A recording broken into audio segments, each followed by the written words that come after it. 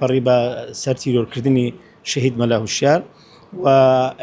دوو کەس دەستگیر کراون و کە تاوانەکان ئەنجام داوە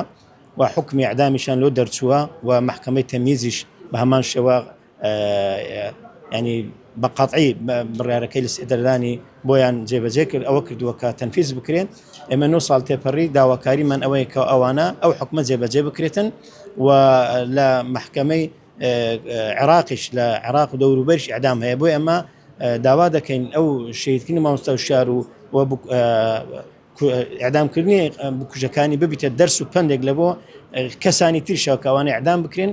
ئەمە حکومە جێبەجێ بکرێت تەنها لەسەر واژۆی سەرۆکی هەرێمایە و ئەوانە بە سزای خۆیان دەگەن. تا ئێستا و قسانەی کە خۆیان دەڵێ مامۆستا جوێنی بێمەدایە کە ئەوش کەس